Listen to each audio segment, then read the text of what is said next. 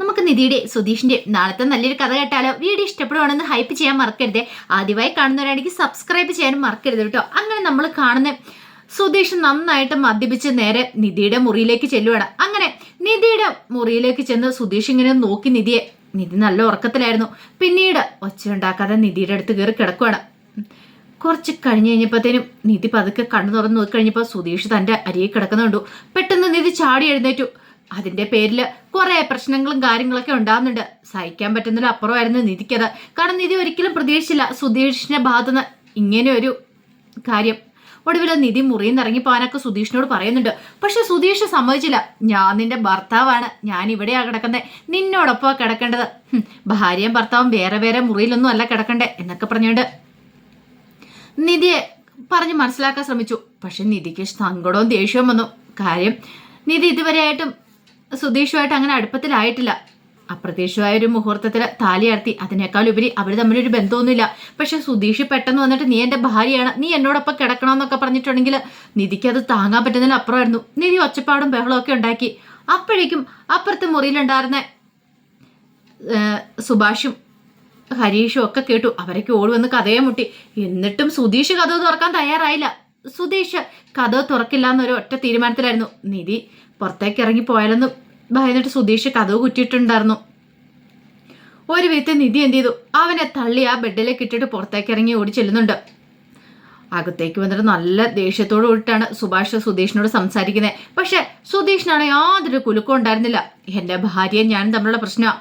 എൻ്റെ ഭാര്യ അവളുടെ കഴുത്തിൽ താലിയാർത്തിയും ഞാൻ അവളുടെ മുറിയിൽ അവളോടൊപ്പം കിടന്നിട്ടുണ്ടെങ്കിൽ ആർക്കാ എന്താ ഛേദം എന്നൊക്കെ പറഞ്ഞിട്ട് കുറെ ചീത്ത പറയാണ്.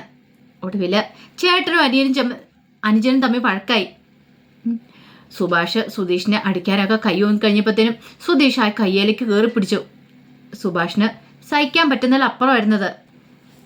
സുഭാഷ് കുറെ ചീത്തയൊക്കെ പറയുന്നുണ്ട്. പിന്നെ തോന്നി അവനോട് പറഞ്ഞിട്ട് കാര്യമൊന്നുമില്ല. എന്ത് പറഞ്ഞിട്ട് എന്താവാനായിട്ടാ? കാര്യം നന്നായിട്ട് മദ്യപിച്ചിട്ടുണ്ട്. ആ മദ്യപിച്ചിട്ടിരിക്കുന്ന സമയത്ത് തലയിലേക്കൊന്നും കയർത്തില്ലോ.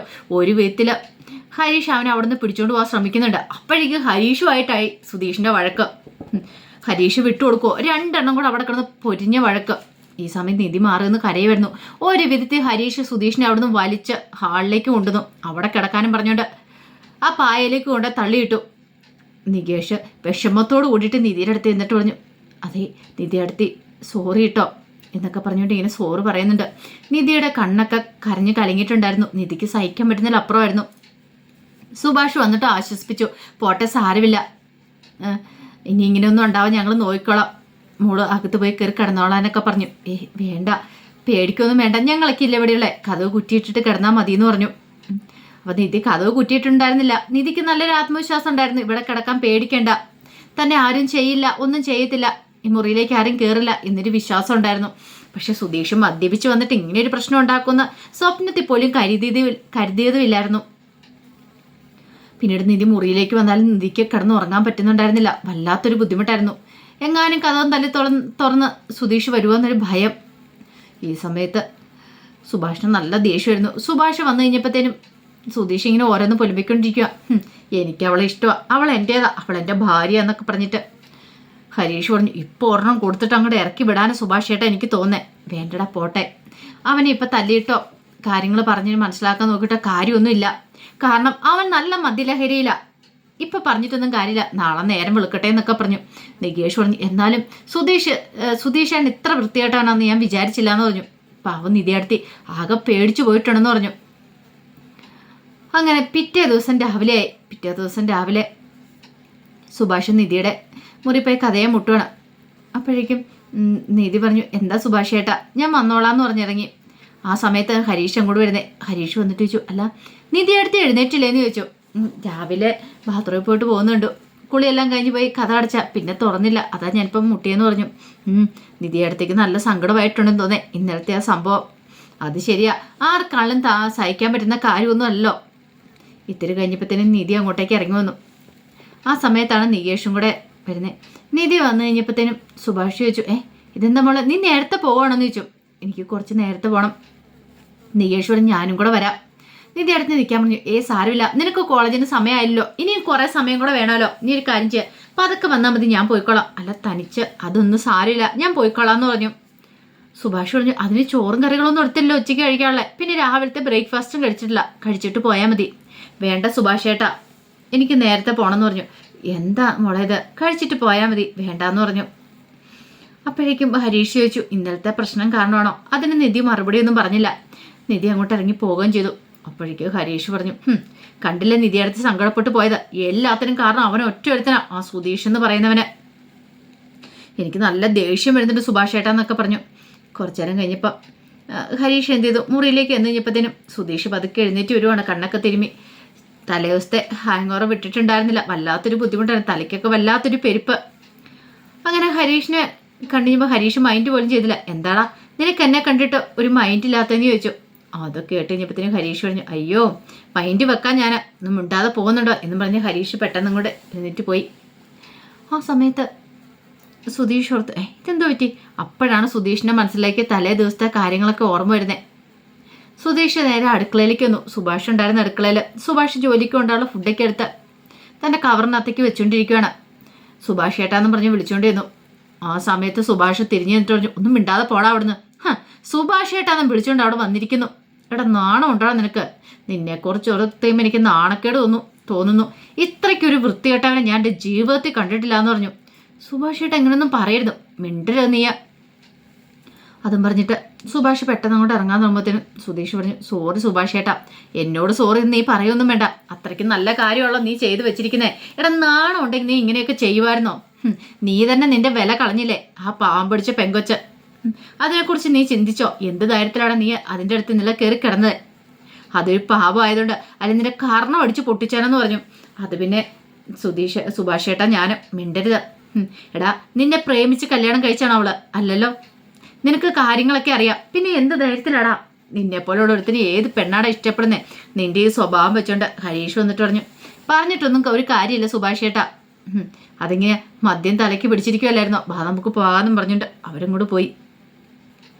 നികേഷ് പോലും മൈൻഡ് ചെയ്തില്ല സുധീഷിനെ. സുധീഷിനാണ് ഭ്രാന്ത് പിടിക്കുന്നവൾ തോന്നി. എന്ത് ചെയ്യണമെന്ന് പോലും അറിയില്ല. ഈ സമയം നിധി ഓഫീസിലായിരുന്നു. നിധിക്ക് വല്ലാത്തൊരു ബുദ്ധിമുട്ടാ. ഒരിക്കലും സുധീഷിന്റെ ഭാഗത്തുനിന്ന് ഇങ്ങനെ ഒരു പ്രതികരണം ഉണ്ടാവുമെന്ന് വിചാരിച്ചില്ല. എന്ത് ചെയ്യണമെന്ന് പോലും അറിയില്ല. അപ്പോഴേക്കും കൂട്ടുകാരി ചോദിച്ചു, എന്ത് പറ്റി? മുഖമൊക്കെ എന്താ വല്ലായിരിക്കണമെന്ന് ചോദിച്ചു. എന്തെങ്കിലും പ്രശ്നമുണ്ടോയെന്ന് ചോദിച്ചു. ഒന്നുമില്ല. പിന്നെ കണ്ണൊക്കെ എന്താ ഇടിമിച്ചിരിക്കുന്നത്? അത് ഇന്നലെ ശരിക്കും ഉറങ്ങാൻ പറ്റിയില്ല എന്ന് പറഞ്ഞു. അതാണല്ലേ. അപ്പോഴേക്കും ഫോണിനകത്ത് മെസ്സേജ് വരുന്നുണ്ട്. സോറി എന്നും പറഞ്ഞുകൊണ്ട് സുധീഷ് മെസ്സേജ് അയച്ചുകൊണ്ടിരിക്കുന്ന നിധി അത് മൈൻഡ് ചെയ്തില്ല. ഫോൺ അങ്ങോട്ട് മാറ്റി വെച്ചു. ഇച്ചിരി കഴിഞ്ഞപ്പോഴത്തേനും ഫോൺ വിളിക്കാൻ തുടങ്ങി. ഫോൺ സൈലൻ്റാ. നിധി അത് അറിയുന്നുണ്ടായിരുന്നു. പക്ഷെ നിധി കോൾ എടുത്തേയില്ല. നിധിക്ക് മനസ്സിലായി സുധീഷിന് രാവിലെ എഴുന്നേറ്റ് കഴിഞ്ഞപ്പോൾ ബോധം വീണ് കഴിഞ്ഞപ്പോഴത്തേനും സോറി പറയുന്ന. പക്ഷെ അത് അംഗീകരിച്ചു കൊടുക്കാൻ പറ്റുന്ന കാര്യമല്ലോ. നിധിക്ക് സങ്കടവും ദേഷ്യം ഭയങ്കരമായിരുന്നു. അങ്ങനെ കുറേ സമയം കഴിഞ്ഞപ്പോൾ വീണ്ടും സുധീഷ് വിളിച്ചുകൊണ്ടിരിക്കുക. പക്ഷേ നിധി കോൾ അറ്റൻഡ് ചെയ്തേയില്ല. ആ സമയം സുധീഷിന് എന്ത് ചെയ്യണമെന്ന് അറിയില്ല. ഇന്നലെ എന്തൊക്കെയാണ് കാണിച്ചു കൂട്ടിയത് അതൊക്കെ ഓർത്തുകൊണ്ട് ടെൻഷൻ അടിച്ച് പുറത്തേക്ക് വരുമ്പോഴാണ് ഭാസ്കരൻ അങ്ങോട്ട് വരുന്നത്. ഭാസ്കരൻ വന്നിട്ട് ചോദിച്ചു, ഇന്നലെ എന്തായിരുന്നാ നിനക്ക്? നീ എന്തൊക്കെ പരിപാടികളാണ് കാണിച്ചു വെച്ചെന്ന് ചോദിച്ചു. ഇതേ മിണ്ടരുത്, നിങ്ങളാണ് എല്ലാത്തിനും കാരണം എന്ന് പറഞ്ഞു. ഞാനോ? ഞാനെന്ത് ചെയ്തെന്ന്?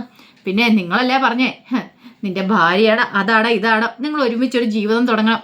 എന്നിട്ടോ നിങ്ങൾ ഒറ്റ ഒരുത്തം കാരണം ഞാൻ ഇന്നലെ അവളുടെ കൂടെ പോയി കിടന്നേന്ന് പറഞ്ഞു. എടാ നിന്നോട് ഞാൻ പറഞ്ഞു അവളോട് പോയി കിടക്കാനായിട്ട്? പറഞ്ഞൊന്നുമില്ലല്ലോ. ബോധമില്ലാത്തവനെ എല്ലാം ഒപ്പിച്ച് വെച്ചിട്ട് അവസാനമായിട്ട് തലയിലേക്ക് കയറിയുണ്ടല്ലോ, എന്നിട്ട് തലമണ്ട അടിച്ച് ഞാൻ പറിക്കുമെന്ന് പറഞ്ഞു. സുധീഷ് പറഞ്ഞു, നിങ്ങൾ ഈ വീട്ടിൽ നിന്ന് പോയി തരാമോ? അങ്ങനെയാണെങ്കിൽ ഈ വീട്ടിൽ കുറച്ച് സ്വസ്ഥതയും സമാധാനം ഉണ്ടാവുമെന്ന് പറഞ്ഞു. സുധീഷും വിട്ടുകൊടുത്തില്ല. ഭാസ്കരൻ പറഞ്ഞു, പിന്നെ അവനവൻ്റെ കയ്യിലിപ്പം നന്നാവാത്തതുകൊണ്ട് മറ്റുള്ളവരെ പറഞ്ഞിട്ട് കാര്യമൊന്നുമില്ല.